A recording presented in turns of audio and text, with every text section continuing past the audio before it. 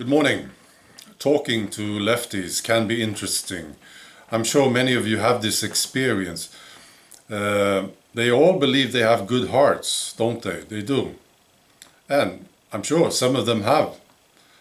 And then I think most of them believe they are smart. And I'm not so sure about this one. Yeah, some of them are smart, I'm sure, but then some aren't. And this is a new thing, I think. They are becoming desperate. Some of them are becoming violent. They become very open with their agenda. And they start to make mistakes. I have some stories to tell you. The first one is Swedish state television. They have this news show aimed at kids aged 8 to 12. Yeah. And they thought this was smart, I'm sure. They were talking about sources of information and how to be critical. And these are direct quotes from this show. They said, if it is not clear where the information comes from, then the news is not as credible as if, for example, we or other news companies say something. And then they said, when we at this show tell news, our aim is to find out what is happening in Sweden and the world. See, good-hearted. But some have other purposes, for example, to spread lies. Yeah. Public service TV, they never spread lies, do they? Right. And here are some fantastic examples, actually, of them, the lefties, being not so smart. They believed they were smart, but they weren't. The first story is about an online food store. It's called Linas Matkasse. So they sell food online here in Sweden.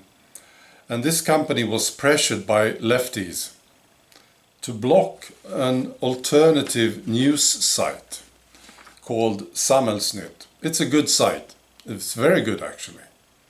So they complied. They happily complied. And they blocked this news site.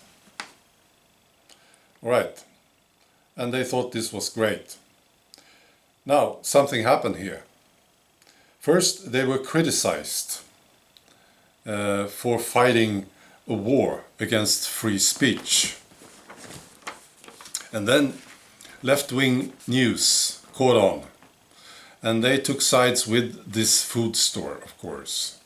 And they called this news site a hate site. And now something happened for real.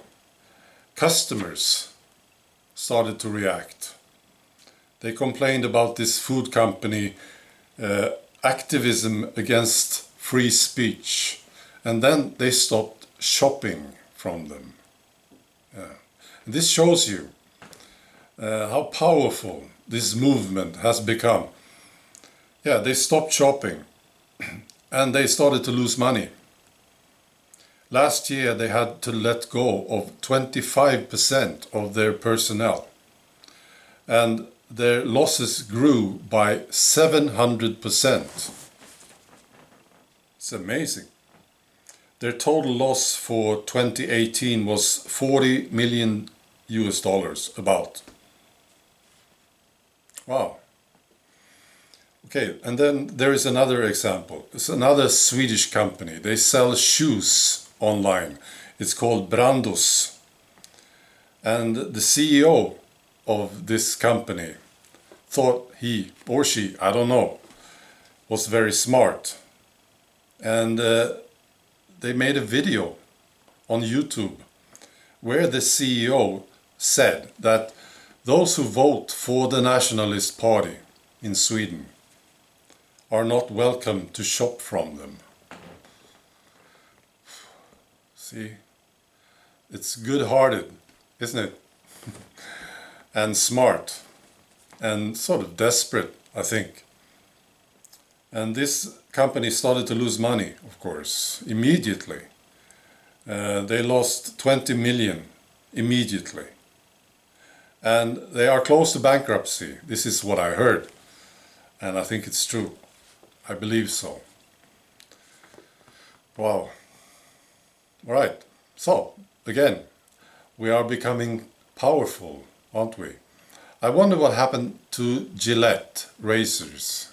I tried to find some information. I know they did poorly after this ad where they talked about toxic masculinity. And I'm going to look into this further. It's quite interesting.